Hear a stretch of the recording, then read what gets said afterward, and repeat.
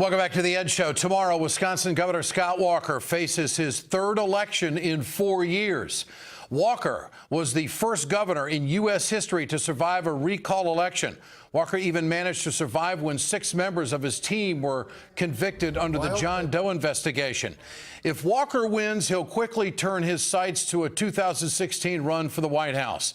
The latest PPP poll has Walker ahead by just 1 point against Democratic challenger Mary Burke. It's a close race considering Republicans have invested a lot in Walker over the past 4 years. In 2010, the Republican Governors Association spent $5.2 million on Walker's campaign. And for the 2012 recall, they spent $9 million. And this time around, they dropped $8 million into Walker's campaign.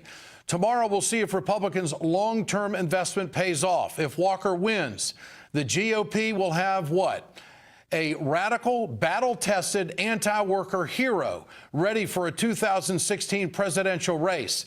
It would be the third opportunity that the progressives have tried to knock off Walker and were not able to do it. That might say a lot on the national scene.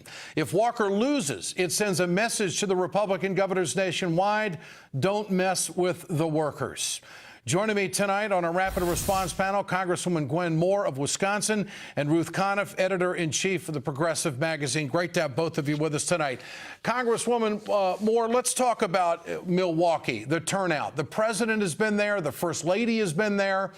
There has been a lot of push in the area of Milwaukee for turnout. Will it be there? Are you encouraged by early voting, and what kind of an impact is it going to have on this race? Well, Ed, we certainly have seen an increase in early voting above the 2010 levels and even above the recall levels here in Wisconsin and here in Milwaukee. So we find that very encouraging. We certainly have appreciated all of our visitors, especially the president, who's been here stomping for Mary Burke. But you did mention one thing, and that's the enthusiasm gap. We're concerned about the enthusiasm gap because Republicans are just so enthusiastic that they are poised to intimidate voters. We just got word that the Department of Justice has really answered our request to have election monitors, because election observers here are going to benefit from a law that Scott Walker put into place where they only have to be 3 feet away from a voter. And we've seen already calls for election observers to be vigilant. We've seen during early vote where these election observers have tried to get into the personal space of voters. So Republicans are not only enthusiastic about re-electing this right-wing governor, but intimidating and suppressing the vote for our voters. Well, Ruth Conniff, enthusiasm to me means who shows up.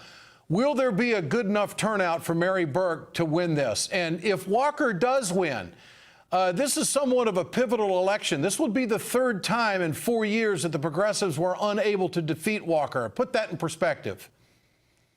Well, first of all, I would say it's the second time that the progressives were unable to defeat him if he wins, because the first time, I think it really kind of flew under radar. People were very focused on Russ Feingold, who lost his Senate seat that year. The Walker early race in 2010 for governor did not feature this union busting, and our governor, who's become a national star, didn't look that way. So when he ran as Milwaukee County executive, a lot of people were caught flat-footed by how radical he turned out to be. As far as the enthusiasm goes, that's what it's all about, Ed. That's the right question.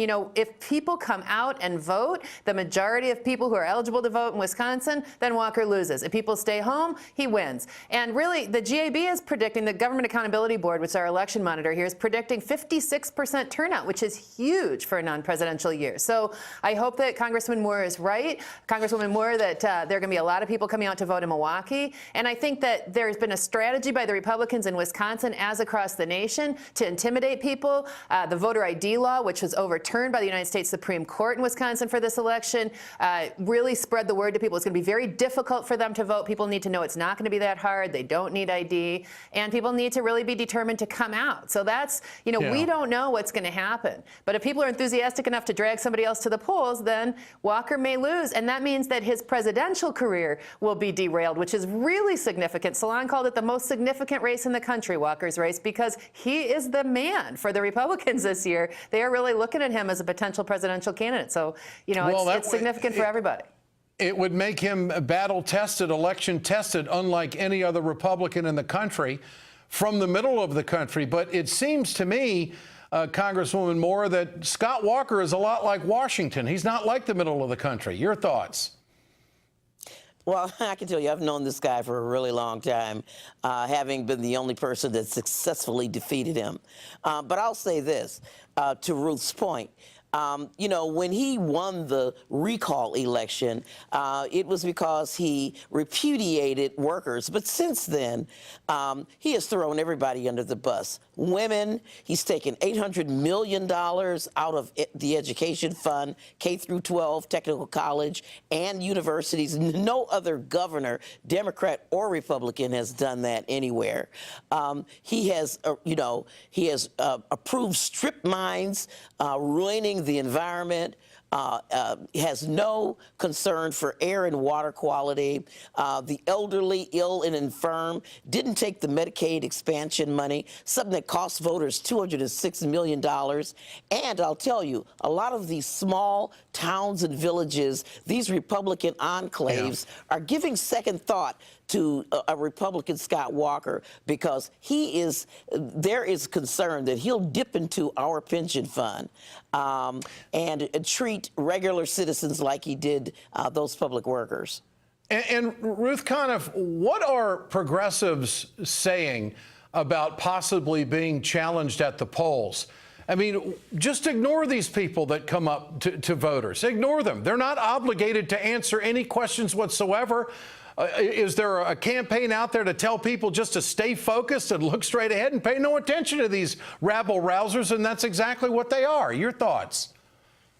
Yeah, I mean, people have had to switch directions a couple of times because, we didn't have voter ID. Then the voter ID law got through the courts here. Then the U.S. Supreme Court put it on hold for this election. So whether or not people had to bring their ID, there were sort of conflicting messages. So now I think there is a real effort to tell people you don't need ID. It's not going to be that hard. Just get out and vote. And I think Congresswoman Moore is exactly right. It's not just the folks who you would expect to vote against Walker who are having second thoughts. Those education cuts and the privatization of education, the fact that we have a voucher program now that serves 75% people who already sent their kids to private schools, skimming that money out of public education in addition to the cuts, that's huge for people. Okay. The economic condition of our state under Walker is huge for people. So there's a lot of people who are independent voters who are thinking, like the Wisconsin State Journal, the statewide paper just said, Burke would be better for Wisconsin. We don't need this divisiveness when we don't need these bad economic news. All right, Congresswoman Gwen Moore and Ruth Conniff of the Progressive Magazine. Great to have both of you with us tonight. I wish we had more time. Lots going on before this election day coming up tomorrow. Appreciate your time. Coming up, the South Dakota Senate seat could be in the hands of the state's Native American population. We'll break it down. Members of the Rosebud Sioux tribe join me tonight to talk about it. We're right back.